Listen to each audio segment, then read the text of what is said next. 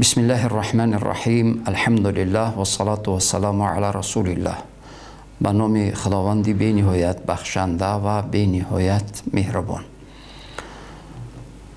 السلام علیکم بینندگان عزیز و گرامی و شنوندگان گرامی.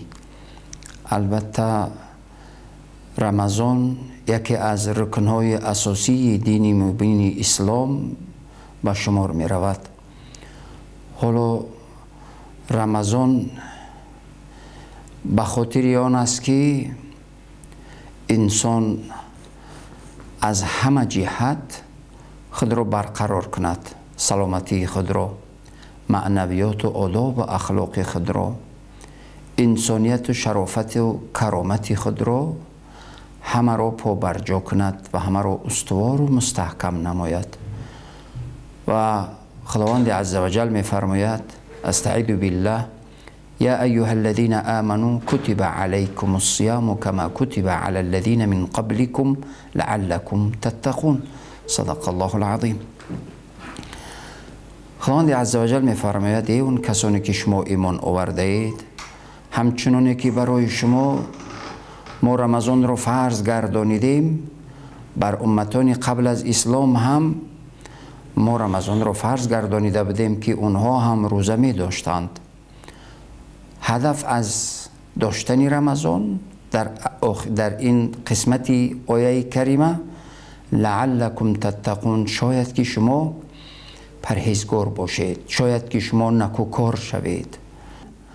یکی از هدفهای اساسی ماه مبارک رمضان همین است که انسان خود را از تمام خصلت‌های بد و زشت پاک بگرداند.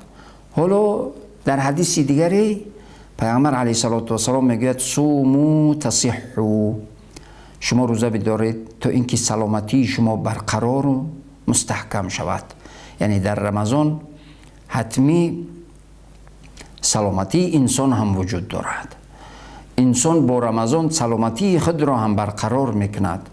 حالا بسیاری از همین در معده و در روده های انسان و در عضوهای داخلی انسان از چربی ها و دیگر میکروب هایی که جمع می شود و خلل وارد میکند، با سبب این خوردن و نوشیدنی با یک نظام و ترتیب معین، حالا این عضوهای درونی انسان بسا نیرومند و خالی از تمام همون چربی های ضرر کننده و سلامتی انسان برقرار می شود. امروز هم طب هم اثبات کرده است که با همین نظام معین که از لحظه معین تا لحظه معین نخوردن و از لحظه معین تا لحظه دیگر نوشیدن و خوردن، برای سلامتی انسان این یک طبابت، مهمترین طبابتی است که انسان سلامتی خود را در مدت یک ماه برقرار میکند و انسان احساس میکند که سبک شده است،